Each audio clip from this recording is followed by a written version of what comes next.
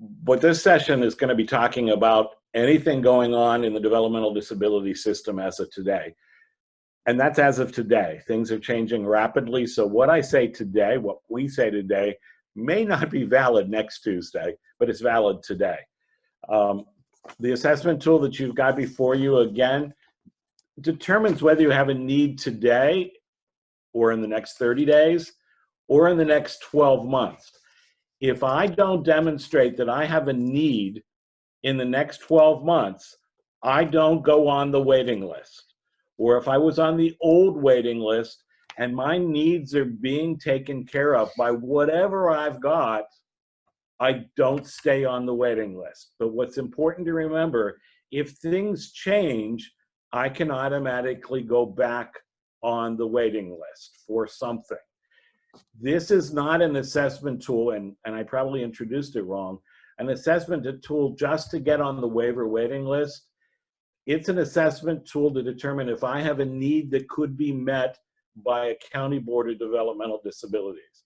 So the example is, our family's really stressed because we've got a 10-year-old son on the autism spectrum, and my wife and I never get out of the house. The county board can determine, yes, Gary has a need that must be met in the next 30 days or his family is going to fall apart. The county could come back to me and say, if we can provide you with family support services that will give your son a babysitter so that you can go out with your wife one Friday out of every month, do you think that'll keep your family together? If I say yes, I don't go on the waiting list for a waiver. The county provides me a babysitter. And that, at least in theory, satisfies my need. So the other example would be, my son is graduating from high school and he needs something to do during the day. The county can obligate local levy dollars to provide a day service. Most counties are still using at least some local levy dollars to send people transitioning from school to adult world into sheltered workshops. If that's met my need, I don't go on the waiting list. So the big question many families are asking now is, I was determined to have a current need 2 years ago. This assessment tool says a current need is I need something in the next 12 months. Well, it's been 2 years. This is not a validated instrument. It's an instrument that the Ohio came up with by itself. It's never been validated. And we are now dealing with people who demonstrated through the assessment tool they needed things in the next 30 days or the next 12 months, and nothing has happened. Disability Rights Ohio, which is our federally funded advocacy program, is collecting names of family members who have experienced this. Supposedly, this was supposed to help counties, the state, and families have faith in the system. If you know of anyone, or you know personally, it was demonstrated I have a need, and that need is not being met either through local dollars or a waiver, contact Disability Rights Ohio. They want to hear from you. Okay, so that was a lot of information, and I apologize I had a little bit of, I guess, video control issues here.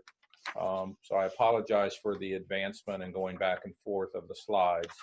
Are there any questions going over the waiting list assessment? I do not see any questions in the chat box yet. Okay, I'm just making sure. I'm trying to make this work a little better. So we've also included a list of all the waivers that are available that children and adults with developmental disabilities may access.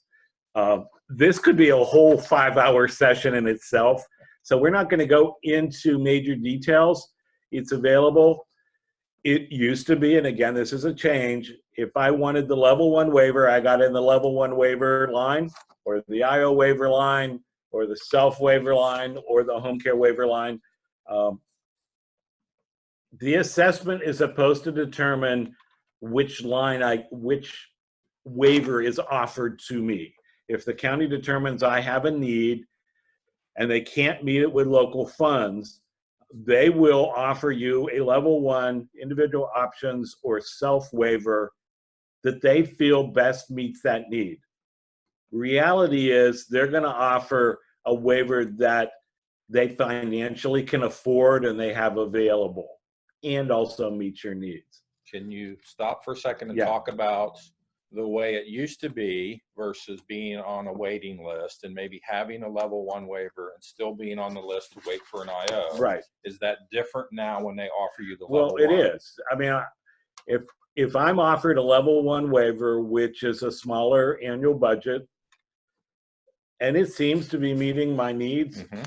I don't get on the IO waiver waiting list or the self waiver waiting list. Okay. I'm on a waiver and I'm getting the services that meet my needs. When it doesn't meet my needs anymore, then another waiting list assessment is done to determine what I get. But there's a rumor going around that I can't get the self waiver until I've tried the level 1, and I can't get the IO until I've tried the self. That's not accurate. There are counties that have policies like that, but if it's determined, in a worst case scenario, my wife and I are killed on I-76, and my son can't live by himself, he needs an IO waiver. If an IO waiver is available in Summit County, even if I've not had any other waiver before, the county can give me an IO waiver to get my services need. And if I need 24 hours a day, I'm going to need an IO waiver. So there isn't it's do this one and then this one and then this one. The home care waiver is always included in this list, but it's not a waiver available through your county board. The home care waiver is a waiver for children and adults who have more medical needs. In our language, it's kids and adults that are medically fragile. So a preemie coming out of the NIC unit is going to be more eligible for the home care waiver, and the home care is available through your local job and family services office. There's traditionally a very little waiting list, if any, and it provides mostly medically involved types of issues. So Gary, we have a couple questions. Yeah, let's Okay. take a break for a second and So- answer these couple questions. Okay, so you can see the questions. So one of, I'll read them. Yes. What if the families have a self waiver, but they cannot get their child's needs met? That's a big problem. Just because you have a waiver doesn't mean you can find a provider Right. to assist you. Give us a call. Our contact information is going to be on there. Many of our service and support administrators don't know how to navigate the self waiver. Remember, historically, the self waiver started out as the autism waiver. So the self waiver includes some things that a stereotypical kid with autism would need, like some behavioral therapy. Try to find a behavioral therapist that will accept the payment for those services. It's like clinical therapeutic intervention is code for a behaviorist that's going to implement the program. The self-waiver, unlike all the other waivers, uses a fiscal intermediary. So it was designed to allow families to go off the menu. And the example I use is on all the other waivers, I got a 16-year-old son who wants to play basketball. On all the other waivers, I've got to pick a certified homemaker personal care provider to come to my house and play basketball. Agencies would typically send a 60-year-old woman to come to my house. The self waiver says I can develop a relationship with a local YMCA and my son can go to the Y to play basketball like anyone else. The Y membership fees would be paid by this fiscal intermediary called Morning Sun. We've had challenges with Morning Sun. Sometimes it takes them 2 to 3 months to work out the deal. The alternative and the way around Morning Sun is find an agency that's certified in participant-directed homemaker personal care. They can hire someone for you faster, and you don't have to go through Morning Sun. But it is a problem. From a state perspective, getting back to the question, if you haven't used what you've got, regardless of the reason, then you haven't demonstrated a need. It's a terrible answer, but that's what it is. Okay, so there's another question, unless you have more of an answer. No, I could go on. Okay. So another one of the questions is, what is the difference between a self waiver, an IO waiver, and a level 1 waiver? Okay, mostly money.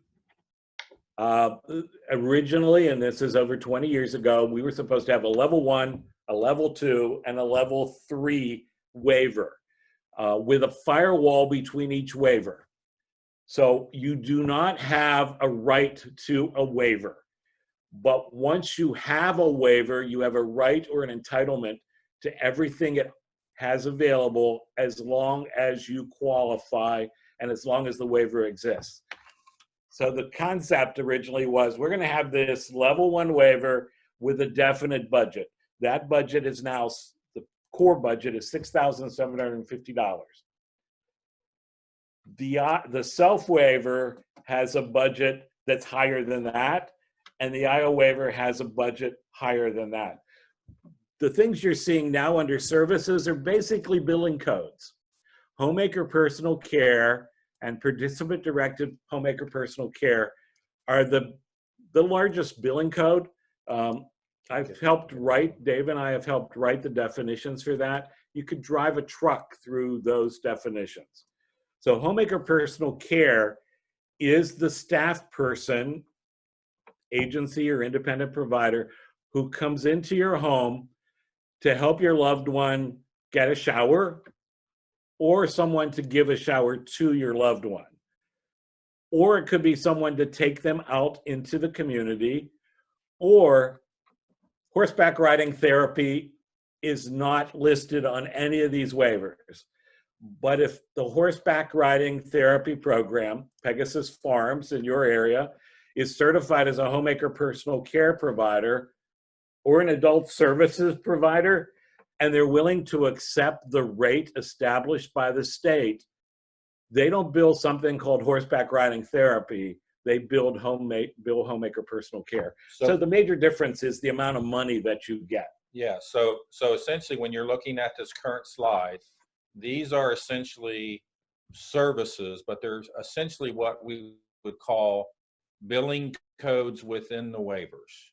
Now, you don't actually see the code, but again, when Gary talks about homemaker personal care, that's often referred to as right here in each one of these waivers. You got the level 1, the IO, and the self waiver, and it's often referred to as HPC services, homemaker personal care. So the other major change between what was and what is I called the County Board of Developmental Disabilities 3 years ago and I'll say I want a waiver. Now you call the county board and say, I have a need. Yes. And the county board will say, what is your need? And most of us will say, well, what do you've got? What do you have? You're not going to JCPenney. You're going to get a need fulfilled. So a really important reason why you fill out this assessment and sit down with your family, you've got to identify your need. Remember, the hard reality is this is the welfare system. This is not the school system. So you can't go to Job and Family Services and say, hey, I need $12,000 a year. Give me $12,000 a year. You've got to go to the county board and say, I have a need for someone to come into my house and give my adult son a shower because I can't do it anymore. Okay, That's a specific need. So Okay. we've got a question that kind of talks about needs. Sure. So someone has asked, let's see if I can scroll up a little bit. It says the forms for medical need are being denied. So families can't use the waiver because the committee that is determining the need of the forms deems these needs as not medically necessary. Right. Even though doctors and therapists are saying that they are medically necessary. So what is a family to do about that? Okay, so that's another unique thing about the self waiver. There's a billing code called participant directed goods and services. That's what we're supposed to use to get the YMCA, but that's also something we use to get a therapy ball. One of the rules within waivers, remember, waivers are part of the Medicaid system. The Medicaid system is a healthcare system. It's an insurance policy.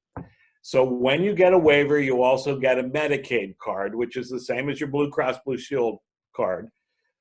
Your local county board must first try to access services through the Medicaid card.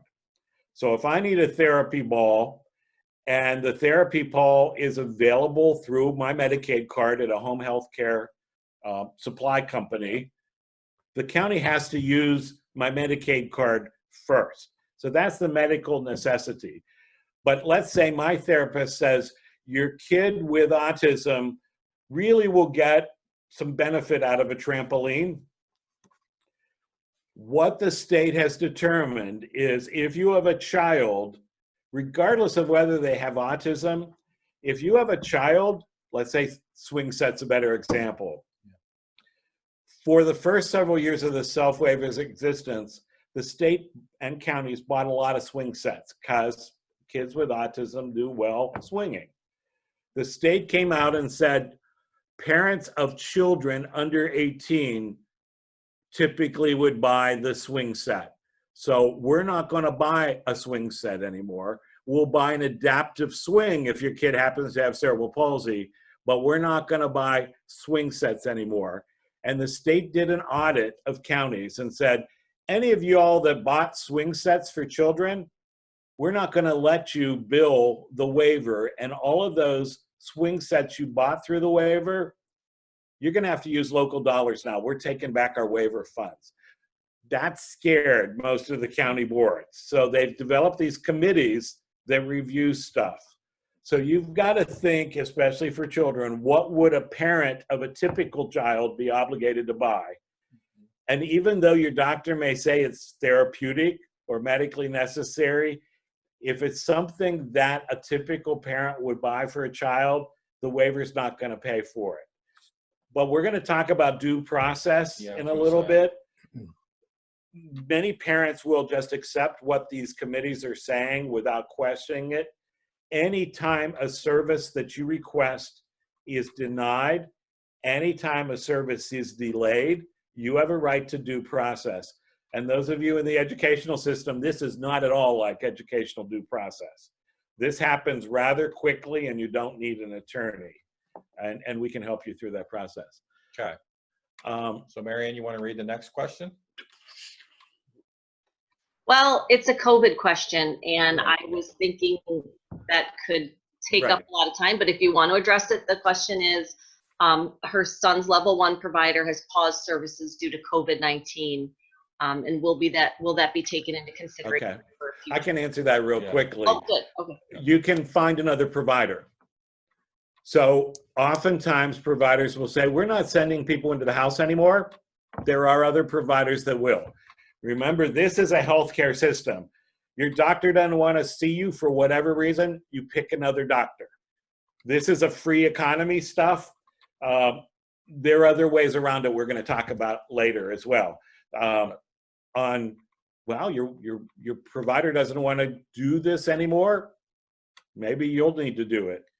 And maybe you'll get paid to do it. I think this question could also go into, it could be a bigger question from the sense of, will that be taken into consideration for future need? So I think where the person's going with the question on that is, if services are denied and not utilized, then is that going to be held against you? It will be held against you. Yeah. It will be held against you. So I grew up in the DD system with a phrase called try another way. You've got to document. So ultimately what will be looked at is, I couldn't use my waiver because I couldn't find a provider because my services were paused. Mm-hmm. Is your kid still okay? Yes. Why is your kid still okay? Because I provided the services. Remembering this is a welfare system, if your kid is still okay and you provided the services, even though you're now exhausted, your kid's still okay. It's like a catch-22. This is a very black and white kind of system. If your kid, ultimately, Medicaid and waivers are there to protect your child's health and safety. If they don't do it, your child is still healthy and safe, they're still healthy and safe. And ultimately, I'm sorry you couldn't find a provider. That's the system talking. So let's, because we're not even down to the second or the third Well, I thing. think we're going based on this. Okay, So remember, so again, call us anytime. We're gonna be doing other Zooms on these. Those of you who have attended these in person, we usually go from 9:30 to 1:30, and then I hang around until 2:30. So, well, I think the future Zoom meetings we're going to do are going to focus on specific topics. So that might be a little easier to follow if you want to just talk about, what services are offered on the Medicaid card, right. or what services are offered just through the waiver. So the next thing we want to talk about are direct support salaries. One of the primary reasons, maybe the main reason you can't find staff and providers, is because we pay our staff so little. So a major budget initiative was to increase the salaries of direct support staff, whether that be an independent provider or an agency. So in January, all independent providers of homemaker personal care services, remember that's the primary, that's the biggest budget category. All independent providers of, we're talking developmental disability services, homemaker personal care, got a raise in January. So under the level 1, the IO, and the self-waiver. They all got a raise. And all agencies got a raise in their rate, whether that's a daily rate or a 15-minute increment. When we did this several years ago, we discovered, sadly, that many agencies never passed along that rate increase to the direct support staff. So the ARC has been working with the state and the county boards and the providers to develop a way to track whether agencies gave the raise to their direct care staff. So, for example, every certified provider in Ohio has to do what is called an NCI survey. And that matches up what Ohio does with how we compare to federal. But with this new DSP wage increase, we are developing our own tool so that we can better manage what we put in those boxes regarding direct care wages, overtime. So what we're doing is taking a baseline this year. We need to know what providers are paying their staff. That baseline won't be finished until December of this year. What we want you to do now, though, is if you know direct support staff did not get a raise, and most agencies gave it in February or March because it took a while to get the billing started, we want to publicly out those agencies that did not pass along their raises. Well, I think you have to think about that too. So from an agency perspective, yes, of course we want that wage increase to go to a staff increase in wages, right? But it doesn't always translate that way. So maybe that agency provider, instead of offering a per hour increase, maybe it's additional vacation, maybe it's health benefits, but something that is a tangible benefit to that direct care worker. And that's what we want to track. Right. Okay. Now to accommodate that, if I've got a finite budget on the level 1, it used to be about $5,000 a year. I give my staff a raise. I have less or fewer hours of support for my son or daughter. So what the state did at our encouragement was they raised the budgets. Mm-hmm. So if I've got an IO waiver, the IO waiver, and again, the difference with the IO waiver is, and all of the waivers, it's the amount of money I've got to spend. If I've got an individual options budget, there is no cap on that budget. I get what I get because of an assessment called the Developmental Disability Profile. And there are funding ranges. Those funding ranges went up to accommodate the higher wage that we're supposed to be paying to our direct care staff. So for those of you that are on this Zoom call, I just want to point out that what we're talking about right now is actually not part of the slide. So just so everyone's kind of following us here. So if you have a level 1 waiver, the base budget for the level 1 waiver went up to $6,750.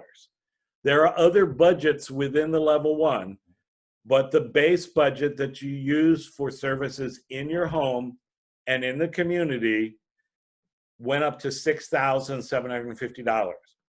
If you have a self waiver, there's a budget for children and there's a budget for adults. The budget for children went up to $30,000 a year if you have the self waiver. If you're an adult on the self waiver and out of school, the budget went to $45,000 a year. That went into effect a couple months ago. The year is not a calendar year. The year is, I entered the waiver in March of 2019. My year goes from March 2019 to March 2020. So everyone's got a different year. But just to stress, all the budgets went up to accommodate the rate increase for direct support staff. It's not enough, but it's the biggest increase we've ever seen. Yes. So what I want to talk about now are changes that are temporary. So remember, Medicaid and all of the waivers for forever were about 60% federally funded and 40% state or county funded.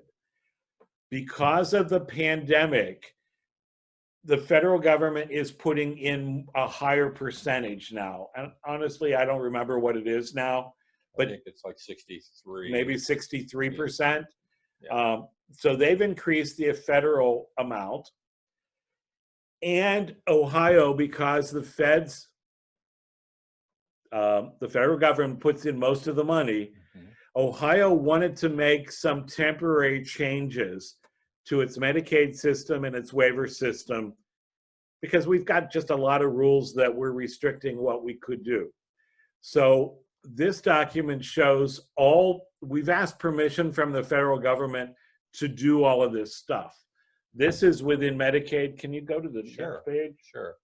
Touch on that a little bit about how this applies though. When you talk about waivers, so anytime there's a change to a waiver in a service, it's not like we can just really do that here in Ohio. That has to get approved through CMS. Right. So what we did was, there was such an emergency, almost every state is submitting these things to the federal government saying, hey, we can't do what we told you we were going to do. We're going to do something different. Every one of them has been approved. So what Ohio has done is we sent this in and we started it before we got final approval from the federal government. So CMS stands for Centers for Medicaid Services. So the second page is what really applies to the Department of Developmental Disabilities. And you're going to have this, so I won't touch on all of it. But some of the things are, there is a rule that, we've talked about the budgets. Yes. We have permission, it'll be approved, to go above those budget limits. So if I've got a level 1 waiver and I've got a core budget of $6,750, I also have a budget for day services, but I can't go to day services because they're closed. So I'll be able to tap into other budgets that I wouldn't have otherwise been able to tap into. So there's going to be a lot of flexibility on the amount of funding. There was a rule that went through, and these, I'm not going to go through these in order, but I'm just going to highlight some of the things. There was a rule that says if I'm using an independent provider, they can't work more than 60 hours a week without special permission. And it was a hoop that many people just couldn't jump through. Independent providers during the pandemic can go above 60 hours, and your county can authorize that service. We have a rule that says anyone that's a homemaker personal care provider has to have hands-on first aid and CPR. Well, I can't get hands-on first aid and CPR training because everything's shut down. So the state is now authorized that if I'm getting a new homemaker personal care provider, they can get online training for $15 on first aid and CPR so that they can begin services faster. Day services have been shut down. The tentative rule says, well, my day service provider, if I have an adult son or daughter, can be provided remotely, or the day service provider can come into my home to provide services, or maybe I'll just get an increase in homemaker personal care to accommodate the needs of my son or daughter in the home. So all of those things have changed. The big one that I want to spend some time talking about is that forever, the state of Ohio said, if I have a child under 18 on a waiver, I, as dad, cannot be paid to provide services to my own son or daughter. It's always been available on the DD waivers that if I have a son or daughter that's 18 or above, I can be certified or work for an agency to provide services. But school's out. There's nothing to do for my child during the day. I've been laid off from my job. My son or daughter on a waiver still needs help. So the biggest ruling that affects our population, and many of you, is that if you have a child who is under 18, you can be paid to provide services through their waiver to your own minor child. But you have to be employed by an agency to do it. There are a number of reasons why that's the way it is. To become a homemaker personal care provider, whether you're a parent or not, you have to have a background check, a criminal background check.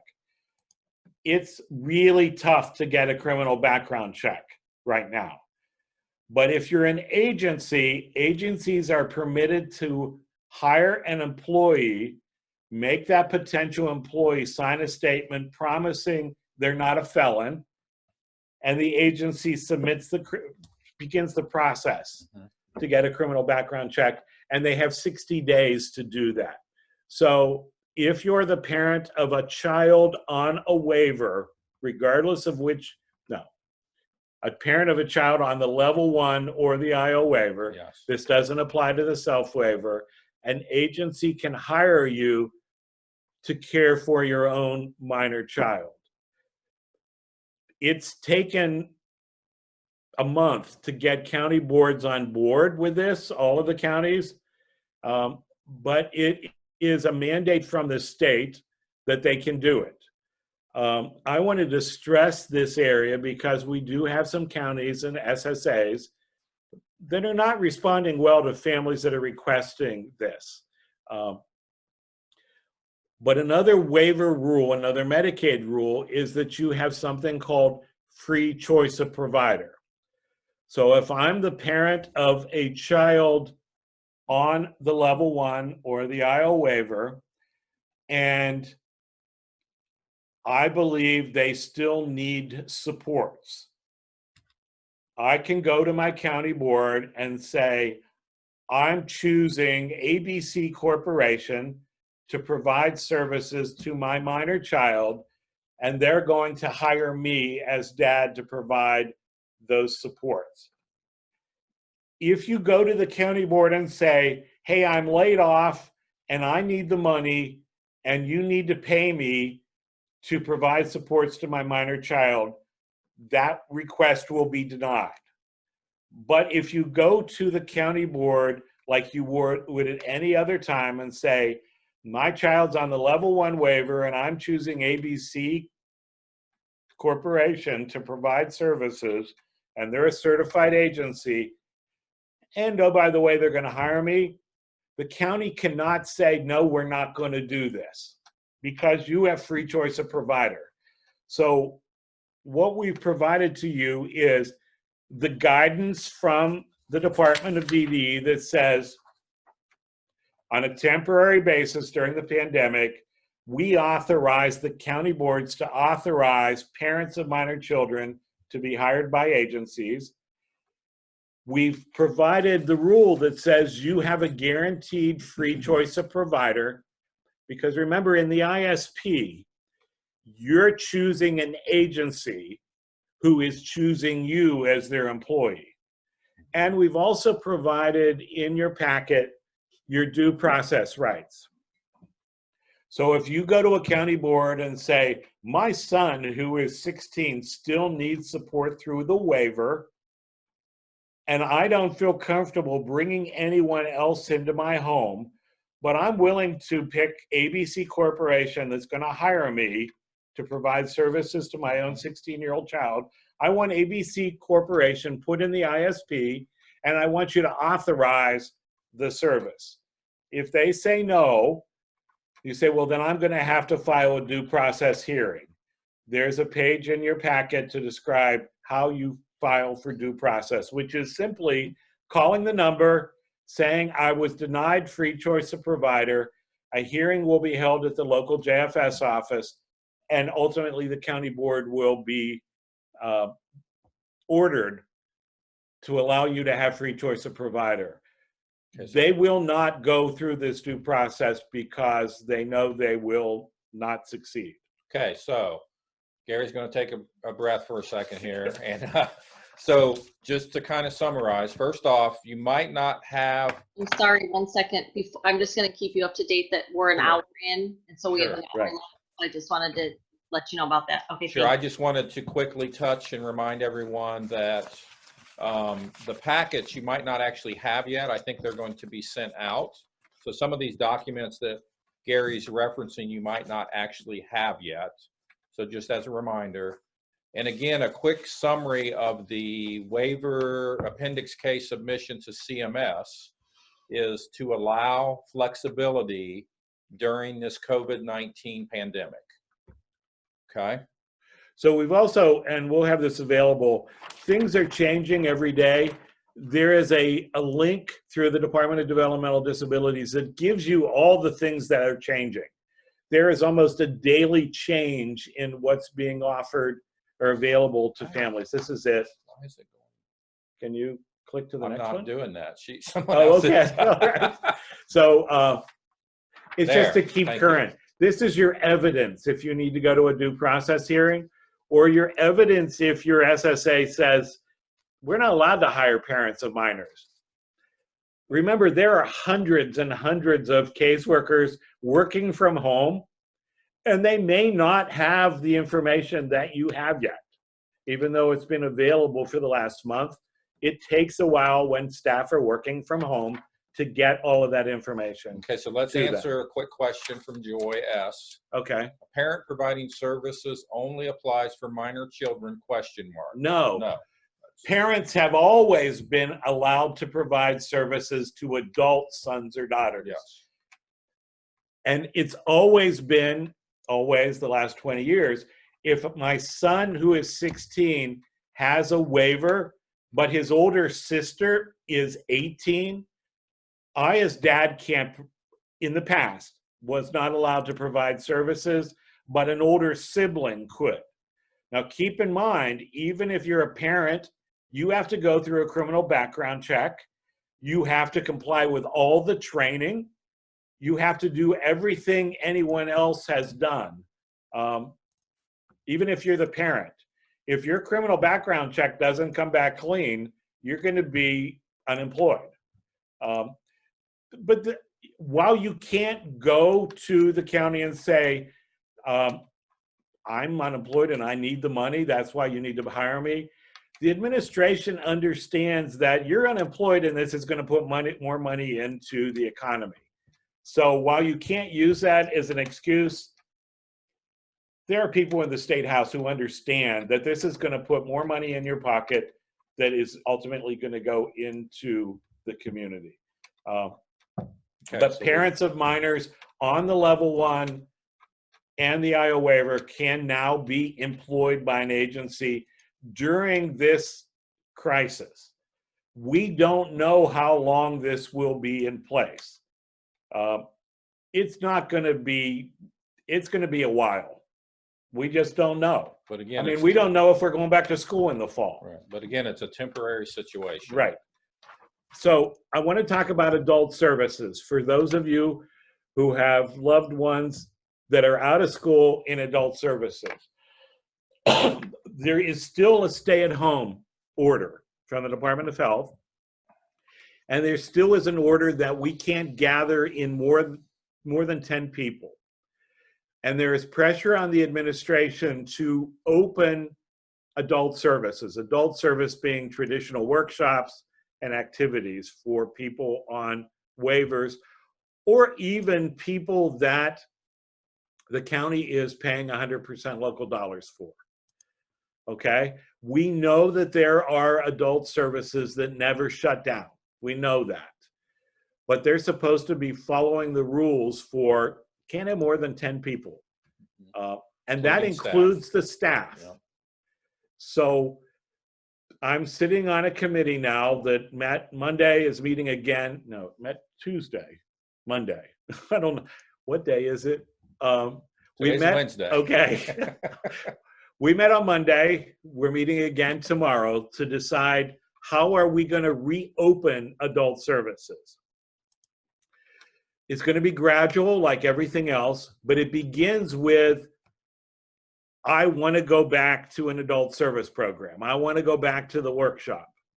So if you've got a son or daughter, a loved one, or you're working with someone who has a loved one, they used to go to adult services, but they're at home with you because of the pandemic, and you want them to stay home, your county is not going to come to you and say, workshop's open, you've got to go to the workshop. You don't have a choice. If any SSA says that, call us. That is not the intent of this. The intent of moving forward is that I got a 25-year-old son with autism. His schedule has been really uprooted, and he is causing major havoc at home because he can't go to his day program, and you want him to go to his day program. This will affect him. So there are several components to this. We brought up as an advocate, okay, even if you open the adult services programs, my son, and I'm using that as an example, I don't have a son with a disability, but my son has to get there. How are you going to transport him to the workshop? And maintain a 6-foot distance from other people. What we're developing says that if I'm transported, we need to have that 6-foot distance.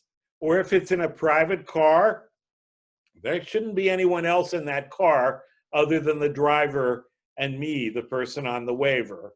And we both have to have masks on, and we both have to comply with all of the CDC requirements for keeping the vehicle clean. So there's going to be another assessment tool. If I call my SSA and say, hey, I want my son to go back to the day program, the SSA, and these forms are being developed right now, is going to have an assessment tool that says things like, do you, the person on the waiver, have any health conditions, underlying health conditions, that are going to put you at risk? If you do, we're not going to authorize you going back to work. Is there anyone in the house that has underlying health issues or has symptoms of COVID-19? If so, you're not going back to day services. So there's going to be a veto in there. And again, you'll have due process rights. Damn it, I want to go. Didn't I say damn it? You did. It's recorded. Okay. I want to go. I want my son to go to day program because I can't deal with him anymore. You know, he just needs to get out of the house.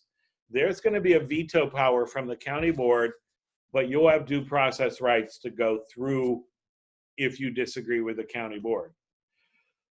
So I've agreed, I'm going to go back to day services. My transportation services is going to comply with all of the restrictions. My transportation provider typically had been able to bill what's called non-medical transportation, and they received a per trip allocation. Yes. So going to the workshop, I get paid a specific amount. Coming home from the workshop, I get paid a specific amount. They will now go to a per mile reimbursement, which may or may not be as much as they got under non-medical transportation. So it may be more challenging if I want to go to a workshop, finding a transportation provider to get me to that workshop. If I'm going in a group and they have to comply with keeping me 6 feet apart, how many people could they put on a bus? It's the same thing the airplanes are having to deal with. The other part of the assessment, you have to wear a mask. How many of our kids are going to wear a mask from the moment they leave the house until they get home? Or how many of our loved ones are going to be capable of wearing a mask And keeping it on. and keeping it on Yeah. from the time I leave the house until I get home? Because I'm going to have to wear a mask from the moment I get on the bus until I get home. Some of us are just wondering, how is that going to happen when lunch is involved? How is that going to be involved if I need a lot of personal care? How is that going to be involved if I have behavioral issues? So even though you're going to hear in the next few days that adult services are going to be opening, there is going to be a lot of assessment going on as to whether I'm able to, whether there's something going on in my home, whether there's something, if I live in a group home, if I'm living in a 4-person group home and I want to go to work, but the 3 other guys don't want to go to work, and I go to work and have the risk of getting something when I'm at the workshop, can my provider say, okay, we'll let you go, but you can't come back, which is a rule right now? If I'm living in a congregate setting, whether it's 4 beds or 100 beds, and my family wants to take me home, most providers are saying, fine, you can go home, but you can't come back until after this is over. So you're going to hear that adult services are opening up, but when we did a survey through Facebook and others, we found that only 2% of our families wanted adult services to open up because of all the risks. Okay, so I'm going to take a breath. we're going to take a break. Any questions on adult services? Yeah, we're going to stop because that was a whole lot of information to go over in 15, 20 minutes. So, Mary Ann, do we have any questions, or do we want to open it up to see if anybody has any? I do not see any questions. I do not see any new questions. Okay. We'll keep adult, keep going then. And if it's like typical, most of your kids are pretty young, but adult services is becoming a major issue from a provider perspective. Like businesses in the typical community, there is a real worry that many of our adult services programs will not be able to survive financially through the pandemic. They're losing tens of thousands of dollars a week by not having adult services open. The further restrictions on adult services are going to be, okay, there have to be only 10 people in the room. Well, what if I've got a traditional workshop? That room could look like a football field, but you only can put 10 people unless you've got a way to divide it off. And those 10 people, including staff, each have to have their own entrance, and each have to have their own bathroom, and each have to have their own access to the dining area or a cafeteria. So it's going to be very challenging for what are brand new providers to survive this. Remember, as of last year, most county boards were forced to get out of the business of providing adult day services.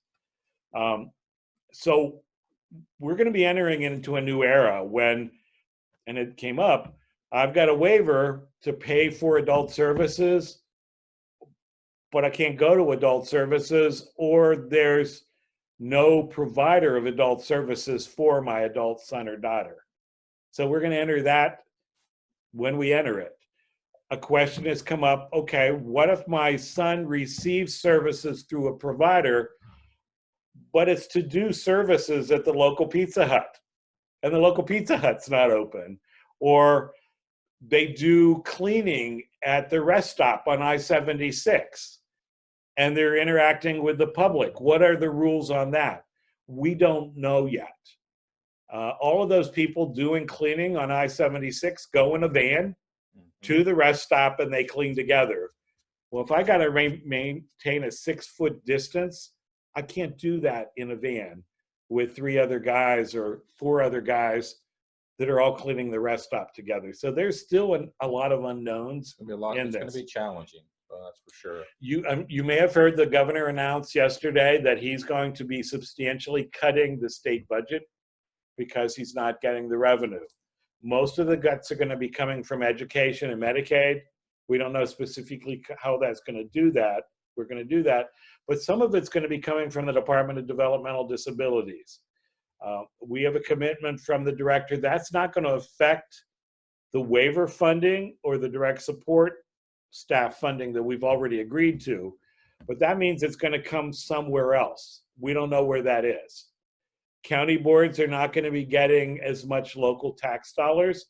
That could affect how your county board operates and how many SSAs or case managers they have. So there's going to be a ripple effect within the economy that's going to affect our population, and we just don't know what that'll be yet. I can theorize, as I've told you before, you don't have a right to a waiver, but you have an entitlement to it as long as it exists and as long as you qualify. So I have a waiver and Dave doesn't. Dave's services are funded with local tax dollars, and there aren't local tax dollars available because there's no money coming in. You know, he doesn't have an entitlement. I do. Now, most of our county services are funded by property tax, but we just don't know how this is going to affect it, and it will affect us ultimately. It's going to affect everyone. Yeah. It's a lot. So again, with the next topic is a settlement agreement on a lawsuit that was filed. We're going to have another session specifically on this, but I wanted to give you some highlights. There is a lawsuit that's been in play, Ball versus Kasich, for the last several years. Now DeWine. Yeah, now DeWine. Yep. But it was believed by the people that filed a lawsuit that we were forcing people into institutions, intermediate care facilities, private and public, because there were not enough services and waivers available in the community. It's been going on. Oh, look at that. Mm-hmm. It's been going on for several years in federal court. It was just settled. There are still a few outstanding things, but the settlement primarily says that, and we've been doing this for a while, if I can't find services in the community, such as a waiver, in your area, Hattie Larlam has a good reputation. But let's say I can't find anything. So I'm going to choose Hattie Larlam for my child because the county's not able to offer me anything. Or if you're in Youngstown, Gateways to Better Living, or if you're in Cleveland, the Rosemary Center, there are a lot of very good intermediate care facilities.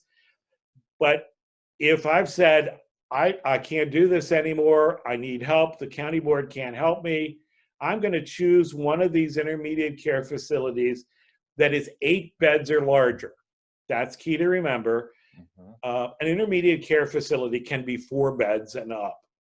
But if I've chosen an 8-bed or larger intermediate care facility and they've agreed to accept me, before I can actually move in, before my child can move in, whether my child is 5 or my child is 50, I have to receive counseling that says, you know, you don't have to move in. If you'd rather move in, if you want to move in, you're welcome to come in. You've met all the qualifications. We can get you Medicaid eligible. Remember, if I've got a child under 18, just like in the waivers, if an intermediate care facility accepts me, Medicaid doesn't look at family income and assets. They only look at the child's. It's the same as the waiver. If I go to Job and Family Services and apply for Medicaid for my 10-year-old, they're going to look at family income and assets. But if the county board offers me a waiver or an intermediate care facility offers my 10-year-old a bed, they waive family income and assets. So even though you have to be Medicaid eligible, your kid will be Medicaid eligible. But to go back, I have to receive counseling that says, you don't have to move into this ICF. We're glad to take you, but you don't have to move into this ICF. So we're offering you a state-funded individual options waiver so that you can continue to receive services in your home and in the community. Okay? It's called what's it called? You talking about options counseling? Yeah, now what's the waiver called that I get? I want to say deferment waiver. I always refer to it as a state-funded IO waiver. Yeah, it's got a term. Yeah. I'm having a senior moment, but they have to offer you an IO waiver. You're talking about a diversion. A diversion waiver. Yeah. Thank you, Dave. Okay. So they have to offer you a diversion waiver to prevent you from moving in so that I can say I'm not being forced to live in an intermediate care facility. Right. Or according to the feds, an institution. This is being recorded. I'll say it anyway. These are state-funded waivers. Mm-hmm. So you can't technically play the game of saying, I don't really want to go into an ICF, but if I begin the process of moving into an ICF and I'm accepted, maybe this is a fast way to get an individual options waiver. I'm not advising you, but this could be a fast way to get an IO waiver. But you have to go through the process, and you can't say up front, I want an IO waiver, so I'm going to go through the process of trying to get into an institution that I really don't want. Right. So even though this is recorded, I didn't say that. So think of the waiver again as a funding stream that stays with the person and moves within the state. If you cross a border and go into Pennsylvania, you start over. But if you move from county to county within Ohio, that funding follows you, versus an ICF being a funding place. Right. And there are excellent ICFs. Yes. But the lawsuit was all about, we think you're forcing people in. The other part of the lawsuit was, and we think we're making people stay in intermediate care facilities because there are not enough waivers to get them out. So if you live in an intermediate care facility and you want to leave, there are now waivers available that I can leave, and these are state-funded waivers. So if I live in Morrow County or Tuscarawas County that don't have as good of a tax base, there is no excuse for lack of funding. You can't come out because I don't have the funding to pay for a waiver. These waivers will be state funded. Right. So think about the traditional waivers being 60 federal, 40 county, 40 local funding versus these diversion or exit waivers as 60 federal, 40 state. So there are 350 of these waivers available between now and June 30th of 2021. Yep. And 350 more of these IO waivers between July 1st of 2021 and June 30th, 2022.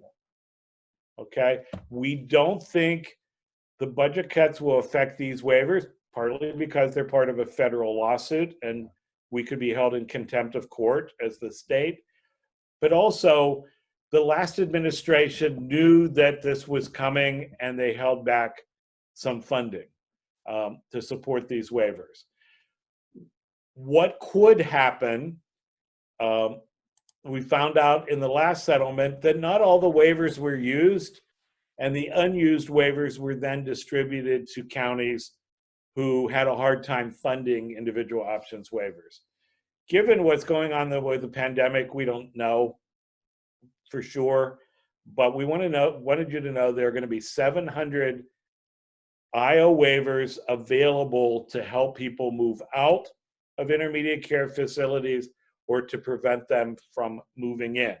The settlement also calls for additional money to build homes for people that would be leaving intermediate care facilities or needing a place to live because they were being diverted from intermediate care facilities.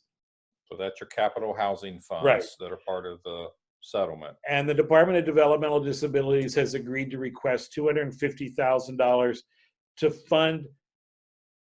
The other part of the lawsuit that didn't apply to intermediate care facilities is OOD, Opportunities for Ohioans with Disabilities, and the department were sued, saying that the only real option for adults were segregated sheltered workshops. So there's going to be a request for $250,000 to provide more integrated services for people, for adults with developmental disabilities. We expect there was going to be a request for proposals for services to serve adults with autism. That was backed off because of the budget crunch.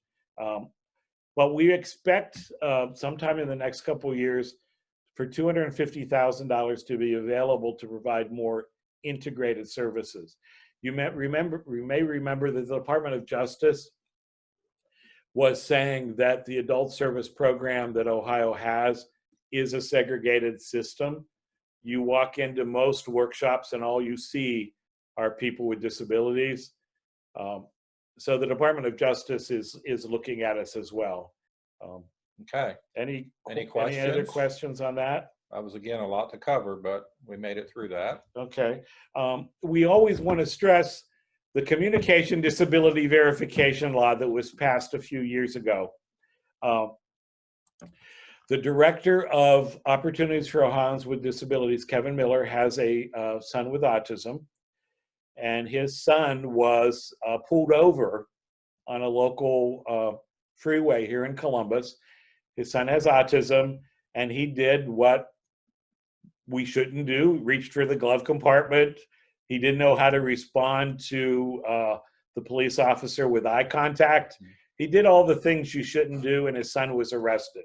So Kevin initiated a state law that is now in place that says, if I'm a driver with a communication issue, whether that's I'm deaf or I'm on the spectrum or I have Down syndrome and happen to have a driver's license and I don't really communicate real well verbally, I can register. It also includes if I transport anyone with a communication issue. So I'm a mom. My son would not react well if I was pulled over for speeding and a cop came to the door, and he might jump out of the car and run. I can now register my vehicle, whether I'm the driver with a disability or I'm just a driver of a passenger with a communication issue. I can register my car so that when I'm pulled over for whatever reason, when the police officer runs my plates, it will pop up that I'm either the driver or I'm transporting someone who may not react typically. We've given you the form and how to access it. You need a doctor to sign a statement saying, yeah, Gary's got a communication problem, and I can register every vehicle that I drive or that the person in my family has. So you can see you can register up to 9 license plates. We found that we've been the biggest advertiser of this, but it's very simple. Send it in. So I want to touch a little bit on something about this, and we unfortunately do not have a slide view of this, but So when a police officer stops someone in a vehicle, there's a system they use called the lead system. So it's if you're familiar with a police vehicle, there's an actual screen that they view. So they can tell immediately by this database form that's completed that before they approach that vehicle, someone in that car has a communication disability. So it kind of makes them aware before they approach that driver of the vehicle. So we believe it's very helpful. You know, I think we've heard stories of someone being pulled over and tragic things happen because someone doesn't respond appropriately to that officer. And it You doesn't just have work. to understand that officer's approaching a car and he doesn't really know, you know, typically who's in that car or what could happen to him or her. So with this, they see it on their screen before they even approach the vehicle. And it doesn't work outside of Ohio. Right. So you've taken a trip on I-80 into Pennsylvania, you know, and you get pulled over in West Middlesex. It's not going to help you. Okay. So Whew, a lot of stuff. So we can go back. We can talk about anything that we haven't talked about. Just let us know. Anything you guys want to talk about. So I don't know if Dee Dee and Marianne want to take back over the screen. Not really. Not really. Okay, well, we'll see the comments. We can answer anything Yeah, you so have. any questions anyone has, type them in and we're Okay. happy. Okay, I'll take a look. We're happy to help.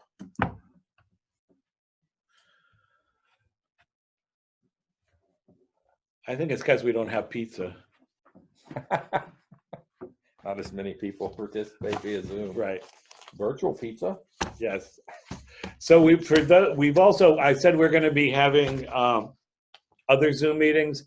The Department of Education has agreed to do a Zoom session that we sponsor on the Autism and John Peterson Scholarship. That'll be happening in the next month. We have the Director of Medicaid speaking. We have an attorney from Disability Rights that's going to be speaking on the settlement. Yep. We're going to be doing a session on Medicaid buy-in for people that want to work and still stay on Medicaid. And we'll be doing a session on stable accounts coming up. Where can people find the information about all these sessions? On your website? Yeah, it'll be on our website. All this On the specifically calendar, will be but on sent the to all Zoom sessions. participants. Yeah, well, we're going to have, you can go to thearchofohio.org and click on resources. Some of this will be done. Mary Ann's going to send, or Dee Dee's going to send out some of this stuff as well. But for the future Zoom things, if you're not on Facebook, get on Facebook and friend the Arc of Ohio on Facebook. We have about 12,000 people in our e-list, but we're nearing 1,500 on our Facebook. It's more interactive. So we're going to be posting this on Facebook. We also have a calendar on our website that'll have stuff. Yeah, so there's another question about any future talks specifically for providers, and we would be happy to do that. I think we could provide quite a bit of information regarding provider questions, billing, versed in billing, that kind of stuff. So Right. whatever people would want to know about. So David sits on a committee representing the Arkin families dealing with certification. That's been an ongoing. Been delayed. Yeah, it's been delayed. It's ongoing. One of the things I didn't mention is that there is more flexibility on age.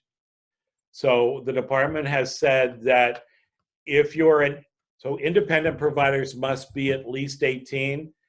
Agency providers can hire 16 and 17-year-olds to provide services through Homemaker Personal Care with special permission from the Department of DD. So if you're a family that has a loved one on a waiver and you've chosen an agency, question them a lot. If you don't want a minor coming in to provide services for your loved ones, make sure you know that. Minors cannot administer medication and they can't technically work alone, but agencies have been given permission to hire 16 and 17-year-olds. We're working very closely with the state to revise what qualifications. My thinking as someone that's been around for a long time, the state is waiving lots and lots of things within their current rules. We come out of this 6 months later, there are going to be a lot of questions. Did we really need that rule to begin with? Yeah. If we survived and we're better off without it during the last 6 months. I think when you talk about, you know, committees and work groups, and they can get rather large, it's difficult. It's difficult to get everyone to agree to something.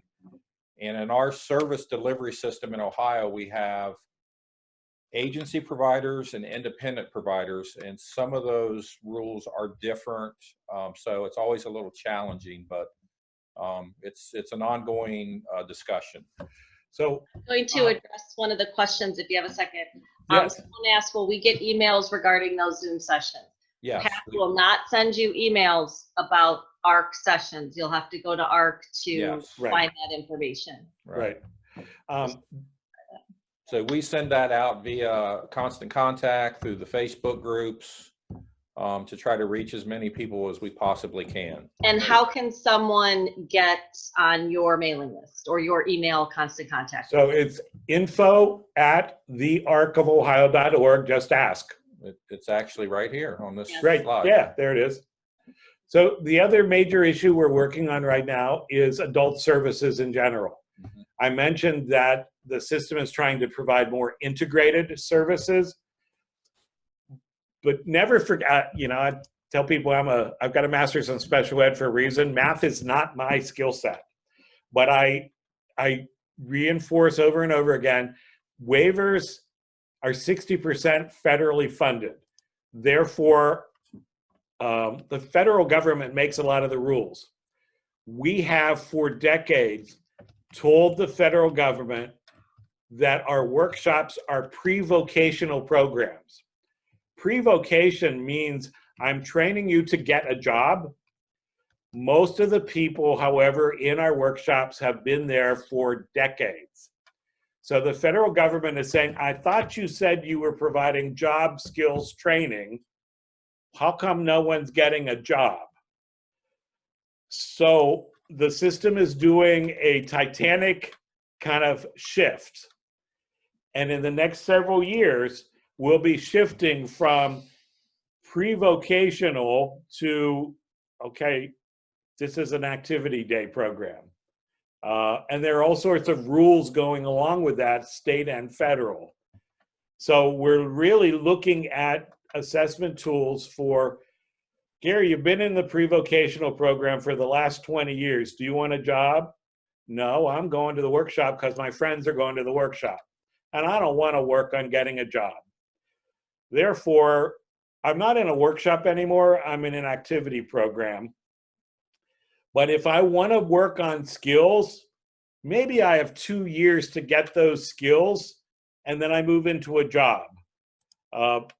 So there's going to be a lot of shifting. If it's, you know, pre-voc, then it's pre-voc. If it's an activity program, it's an activity program. And then I've got this integration issue from the Department of Justice. You're going to be seeing major changes in adult services over the next 2 years, coupled by the fact that many of us don't believe some of the newer day programs will survive the pandemic for financial reasons. Awesome. All right. Hi, Gary and Marianne and Dave. This is Helen Brophy, SST8. I was wondering, since we do have some time left, if people want to unmute themselves to Okay, ask some questions, I would, yeah, that would be that'd awesome. be great. Yeah. you can unmute yourself.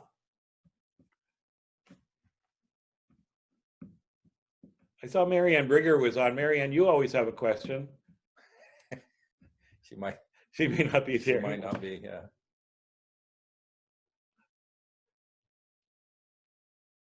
Okay. I feel like Romper Room. I know most of these I'm names. here, I'm here, but I actually didn't have a question. I thought this was a really great format, and I always get a lot of information.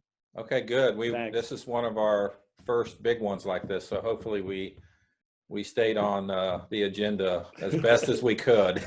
I thought it was great. Awesome. Thanks. Good job. Let's do the next one at cocktail time. See, this, Just like this we is have why one- this is why you can't have any free time left for Gary. So well, we have wine with the wine. Why not something with the ark? Anything else? I think we're. Okay. I'll leave it up to them. They're the hosts, so.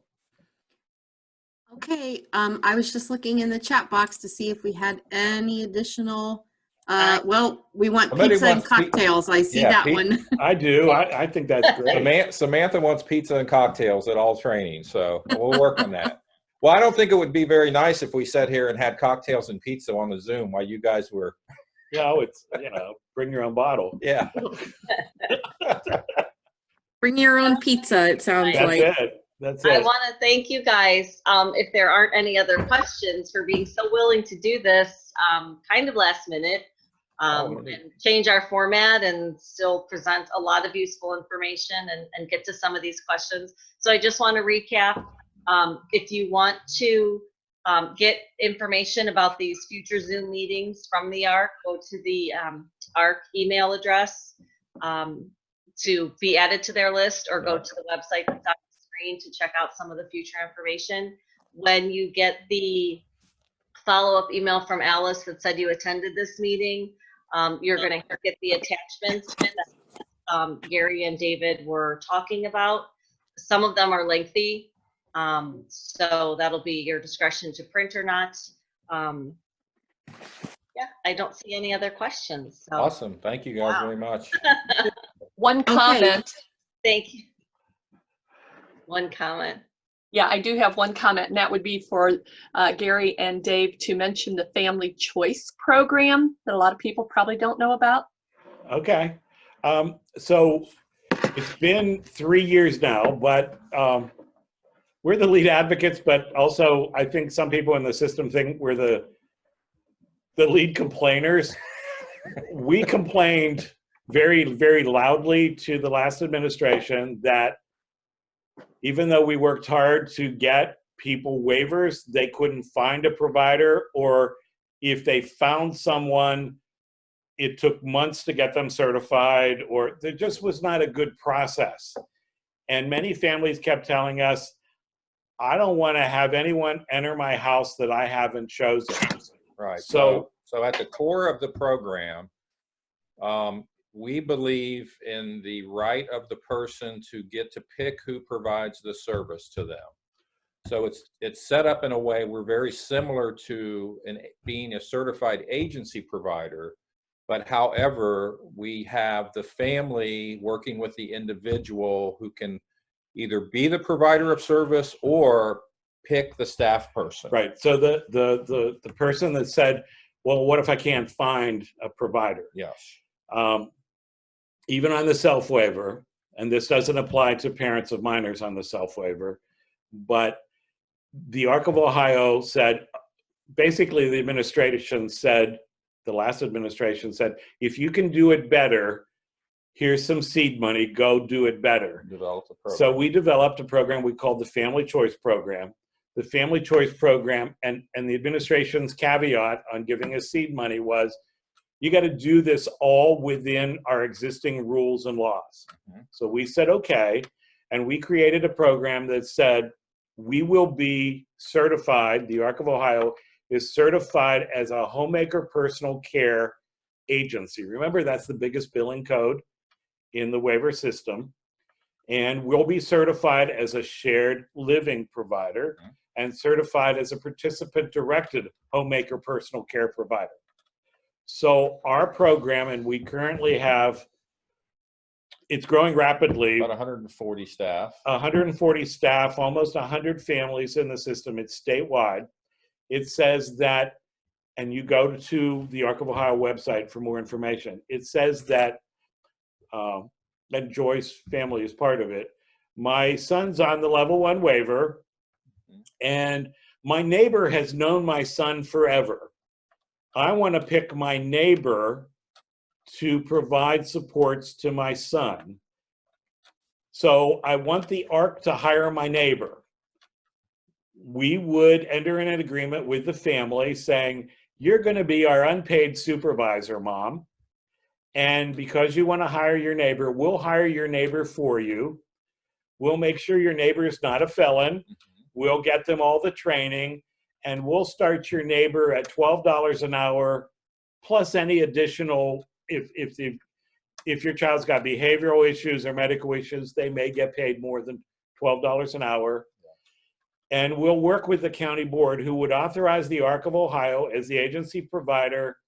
And we'll tell you as mom, okay, the county has said you get 5 hours a week of homemaker personal care services. We've employed your neighbor. Now you work with your neighbor on when those 5 hours are going to be delivered.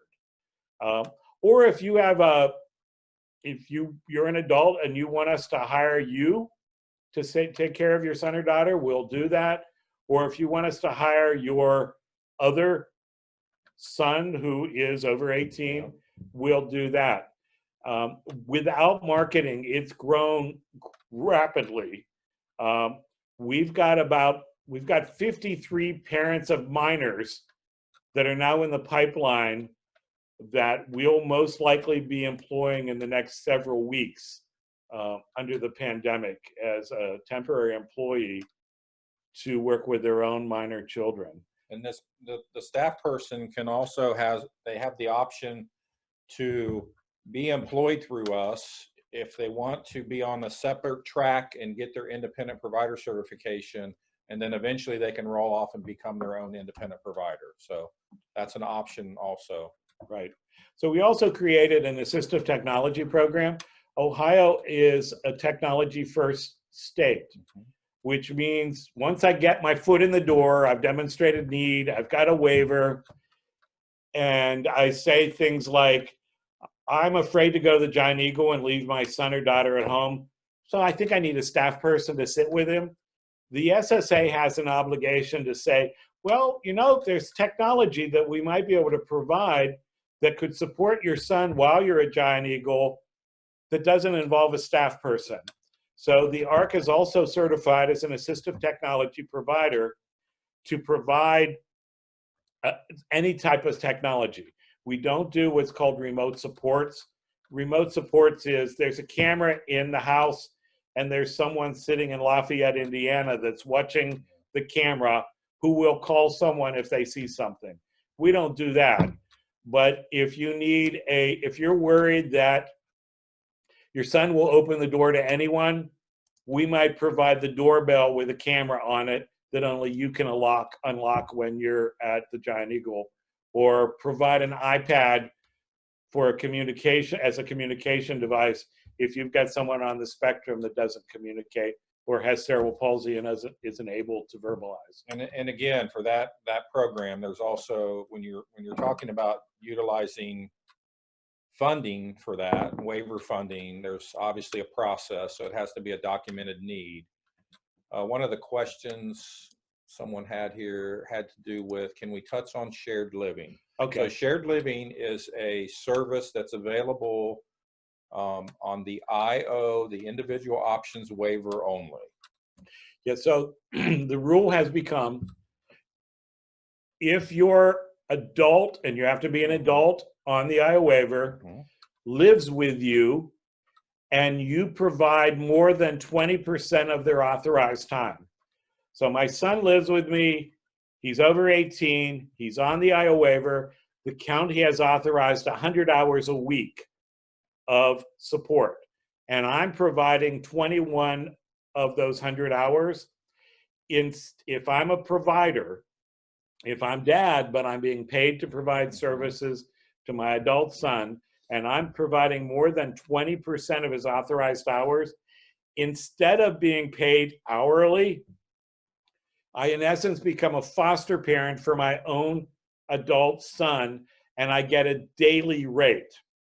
I'm not an employee, I'm a contractor, either with the state or with an agency to provide services for my own adult son or daughter. Okay, so think of it as a service, again, that's available under the IO waiver only, and you paid a daily rate versus traditional HPC services, which are billed in units or hours. and it follows up on a question or a comment that we made before. If you've got a level 1 waiver, you can't go to the county and say, I want an IO waiver so I can be paid as a shared living provider. It doesn't work that way. Right. You have to demonstrate a need to get into the IO waiver, and once you're in the IO waiver, you can become a shared living provider. But you can never go to a county board and have them assume that you want to do something because it's going to financially benefit you as the parent. Everything has to be about the individual with a developmental disability. And the needs assessment. And the needs assessment. Anything else? I So think that's- we do shared living through our family choice program, but we only do it with families. Yes. The Mentor Project or mentor program in your area does it. With Caregiver Homes does it for unrelated individuals. We only do it with family members. But it can also extend to, we've got several people in our program on the IO waiver who are going to college. So the family choice program works out really well if I'm going to college, I'm on the IO waiver, and I want to hire my roommate or the guy down the hall in the dorm to help me get up and get to class.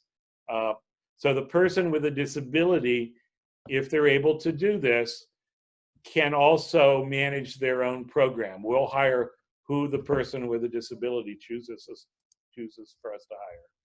Is a guardian able to do supported living? So touch on that, because I think that's a difference between that and shared living. Yeah.